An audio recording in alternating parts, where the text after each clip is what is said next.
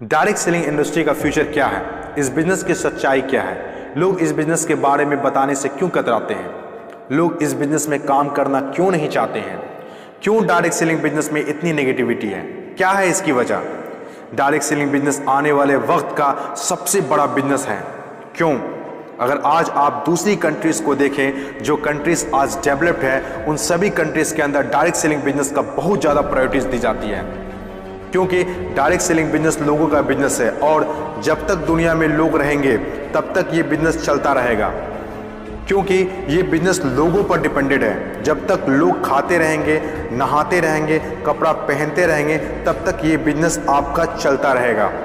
अपने इंडिया में कुछ लोग इसे फंसाने का काम बोलते हैं और कुछ लोग ये मानते हैं कि जिनके पास करने को कोई काम नहीं होता वे लोग ये काम करते हैं। मैं उन सारे लोगों से सहमत हूँ, क्योंकि उन लोगों के पास अभी तक इस बिजनेस का प्रॉपर नॉलेज नहीं पहुँच पाई है।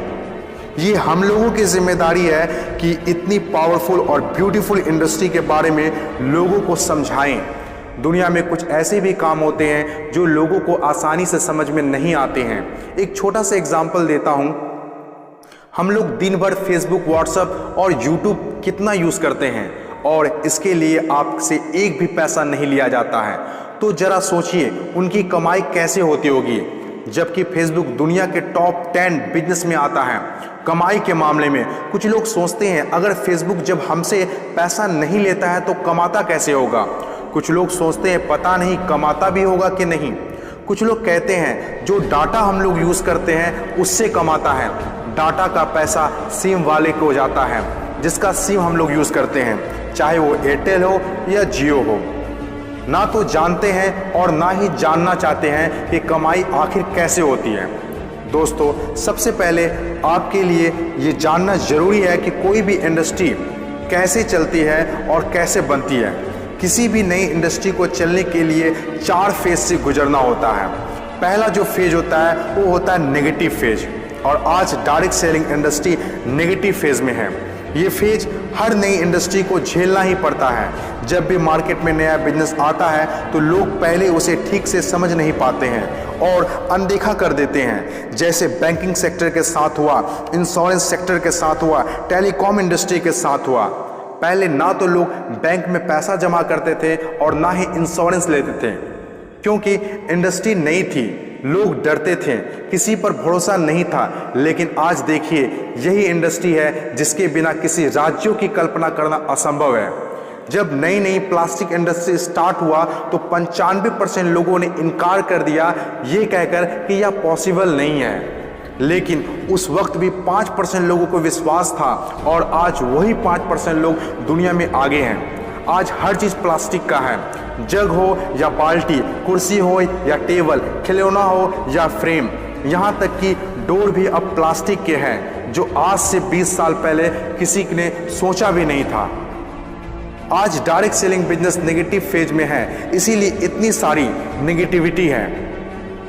और जब ये पॉजिटिव फेज की तरफ बढ़ता जा रहा है, नेगेटिव फेज में होने के बावजूद भी इस इंडस्ट्री ने कई लोगों की जिंदगियां बदल दी। दूसरा जो किसी भी इंडस्ट्री को फेस करना होता है वो दूसरा फेज होता है पॉजिटिव फेज। ये वो टाइम होता है जब लोगों का इंडस्ट्री के ऊपर ट्रस्ट बढ़ने लगता है, क्योंकि वे आसपास में रिजल्ट देख रहे होते हैं। और जो लोग उस वक्त डायरेक्ट सेलिंग बिजनेस में दिलचस्पी नहीं दिखा रहे होते हैं, अनदेखा कर रहे होते हैं, वे रिजल्ट देखने के बाद दिलचस्पी लेने लगते हैं और आपका काफिला और बढ़ने लगता है, रिजल्ट और बढ़ने लगता है, दिलचस्पी और भी लोगों में बढ़ने लगती है। जैसे बैंकिंग इंडस्ट्री और इंश्योरेंस इंडस्ट्री के साथ हुआ था। बैंकिंग इंडस्ट्री का वैल्यू तब पता चला होगा लोगों को जब किसी का पैसा घर में सुरक्षित नहीं रहा होगा। इंश्योरेंस की वैल्यू तब लोगों को पता चला होगा जब किसी के एक्सीडेंट होने के बाद उसके घर वाले को पैसा मिला होगा।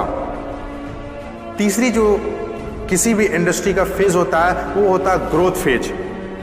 जब एक बार लोगों को इंडस्ट्री पर भरोसा होने लगता है तो उनकी ग्रोथ बहुत तेजी से होने लगती है, क्योंकि ऐसे फेज में लोगों को ज़्यादा समझाने की ज़रूरत नहीं होती है।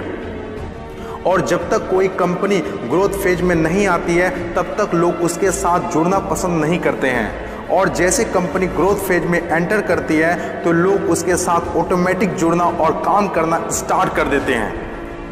चौथी और आखिरी फेज, हर इंडस्ट्री को इससे गुजरना ही होता है, कंपटीशन फेज।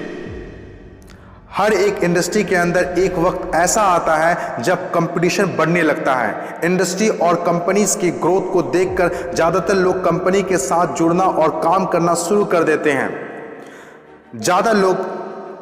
ज़्यादातर लोग ज़्यादा प्रॉफिट के चक्कर में कंपटीशन होने लगता है, फिर चाहे कोई सेक्टर हो, बैंकिंग सेक्टर हो, टेलीकॉम सेक्टर हो या ऑनलाइन शॉपिंग हो।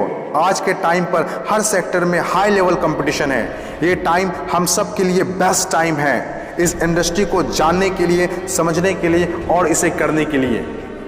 According to FICCI, direct selling industry का मार्केट साइज 6000 करोड़ आंका गया है। आज तक जितना हुआ है उसको देखते हुए फिक्की ने डिक्लेयर किया है कि डायरेक्ट सेलिंग बिजनेस 2020 से 25 तक 645 अरब तक की हो जाएगी। आपको इस बात को जानना बहुत जरूरी है कि अमेरिका, ऑस्ट्रेलिया, चीन, जापान, कोरिया और सिंगापुर जैसे बहुत बड़ी बड़ी डेवलप कंट्रीज ने डायरेक्ट सेलिंग बिजनेस को बहुत हद तक अपना लिया है और वहाँ के सिटीजन भी बहुत जागरूक हैं। बदलाव के बिना तरक्की नहीं की जा सकती है और जो लोग अपने सोचने का तरीका नहीं बदल पाते हैं वे लोग अपनी ज़िंदगी में कुछ भी नहीं बदल पाते हैं। नोकिया, कोडेक जैसी बड़ी बड़ी कंपनियां चलाने वाले लोग भी अपने सोचने का तरीका नहीं बदल पाए, इसीलिए अपनी शानदार शुरुआत के बाद भी वो वक्त के साथ इतिहास के हिस्सा बन गए। इन तमाम बातों में से मैं एक बात बताना चाहता हूँ, बदलाव ही प्रकृति का नियम है। बदलना तो तय है, जो वक्त से पहले बदल गया उनकी ज़िंदगी बदल गई और जिसे वक्त ने बदल दिया उनकी भी ज़िंदगी बदल गई। फ़र्क साफ है, अगर वक्त के साथ बदल गए तो ठीक, वरना वक्त ने बदला तो बहुत तकलीफ होगी।